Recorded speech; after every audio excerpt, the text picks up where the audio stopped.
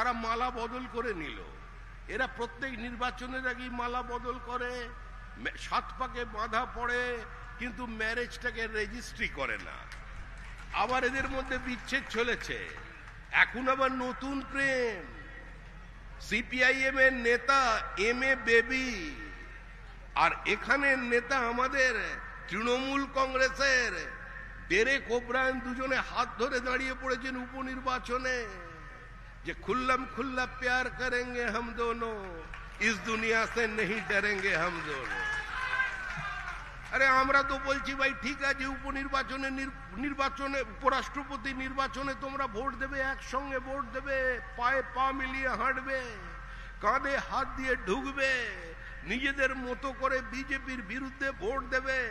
তোমরা ভোট দিচ্ছ আর ওপরে সোমনাথ চ্যাটার্জির আত্মা, বুদ্ধদেব ভট্টাচার্য, প্রমোদ দাশগুপ্ত, এরা তো চমকে চমকে উঠছে যে হলোটা কি, কি অপরাধ ছিল সোমনাথ চট্টোপাধ্যায়ের। আমরা তো বলছি ভাই অত দূরে কেন, দিল্লি তো প্রায় 1400 কিলোমিটার দূরে, চলে এসো মুর্শিদাবাদে, নেমে পড়ো ময়দানে, প্যার কিয়া তো ডরনা কিয়া। হ্যাঁ, একদম হাতে হাত ধরে তৃণমূল কংগ্রেস আর সিপিআইএম আর তার সঙ্গে তৃণমূল কংগ্রেস একযোগে পদযাত্রা করুন। কংগ্রেস বার্তা দিয়ে দিয়েছে যে তৃণমূল কংগ্রেসের বিরুদ্ধে কংগ্রেসের কোনো লড়াই নেই।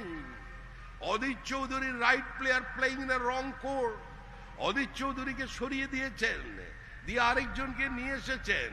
অর্থাৎ অদিত চৌধুরীর প্রতিবাদ, অদিত চৌধুরীর লড়াই, অদিত চৌধুরীর ইডি সিবিআই এর কাজকে ত্বরান্বিত করবার দাবি, অদিত চৌধুরীর প্রতিরোধ, অদিত চৌধুরীর প্রতিবাদ, অদিত চৌধুরীর দুর্নীতির বিরুদ্ধে লড়াই হিসেবে মমতা ব্যানার্জিকে সামনে দাঁড় করিয়ে রাখবার প্রচেষ্টাকে কংগ্রেস ধ্বংস করে দিয়েছে। অর্থাৎ প্রতিবাদ চলবে না, আত্মসমর্পণ করেছে মমতা বন্দ্যোপাধ্যায়ের কাছে।